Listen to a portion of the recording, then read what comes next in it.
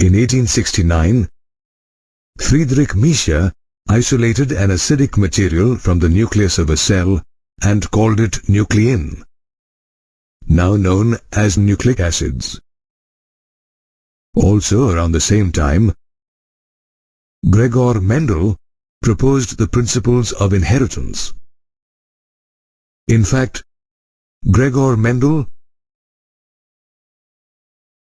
Thomas Hunt Morgan, Walter Sutton, and numerous other scientists had narrowed their search for genetic material to chromosomes.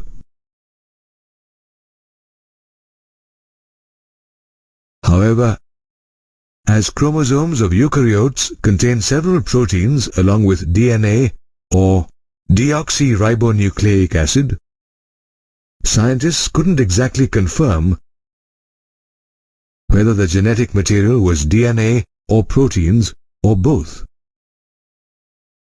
By around 1926, the search for the mechanism of inheritance of genetic material had reached the molecular level, yet the genetic material had still not been discovered. However, in 1928, Frederick Griffith, a British scientist, conducted an experiment that accidentally demonstrated the transformation of genetic material in bacteria. In fact, Frederick Griffith was in the process of developing a vaccine against the bacteria Streptococcus pneumoniae that caused pneumonia by inoculating the dead microbes along similar lines of Louis Pasteur's experiments on vaccination. Frederick grew the bacteria in a culture plate and found that they were of two forms, the smooth and the rough. This was because the smooth, shiny colonies or the S strain of the bacteria possessed a mucus or a polysaccharide coat, while the rough colonies or the R strain had no such coat. Further, when the mice were injected with the S strain, they died of pneumonia infection, while those injected with the R strain did not develop pneumonia. This proved that the S strain of bacteria was virulent or lethal, while the R strain was harmless. Moreover, Frederick also found that heating killed the bacteria.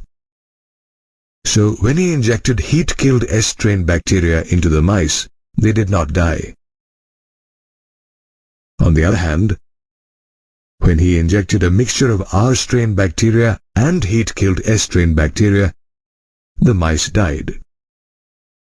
Surprisingly, he even recovered the living S strain of bacteria from the dead mice. So on the basis of this experiment, Frederick concluded that the heat-killed S strain bacteria had somehow transformed the R strain bacteria. He also concluded that the reason why the R strain bacteria produced a smooth polysaccharide coat and became lethal or virulent was because of the transfer of some genetic material from the heat-killed S strain bacteria. However, there was still no means to ascertain or identify the genetic material that was transferred and responsible for the transformation process. Later, after 16 years, in 1944, a team of 3 scientists, Oswald Avery, Colin MacLeod, and Macklin McCarty, once again began research on the experiment that was once conducted by Frederick. At that time, they tried to identify the biochemical nature of the transforming principle in Frederick's experiment. For this, the scientists first purified biochemicals such as proteins, DNA, and RNA or ribonucleic acid from the heat-killed S strain bacteria. They did so to identify the biochemical responsible for transforming the live R strain into S strain bacterial cells. Through their experiments, they discovered that it was the DNA from the S strain bacteria that had transformed the R strain bacteria. They also found that digestion of the DNA of heat-killed S strain with DNase inhibited transformation. Further, the scientists also discovered that addition of proteases or protein digesting enzymes and RNases or RNA digesting enzymes did not affect the transformation. This led to the conclusion that proteins or RNA were not transforming substances and implied that DNA was the cause for the transformation.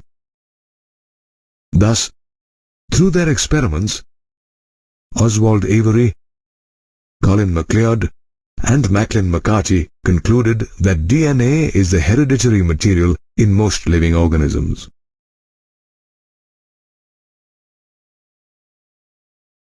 Nevertheless, many biologists were still unconvinced that DNA is the hereditary material. And so the search for genetic material continued for several years and was concluded with the discovery of DNA.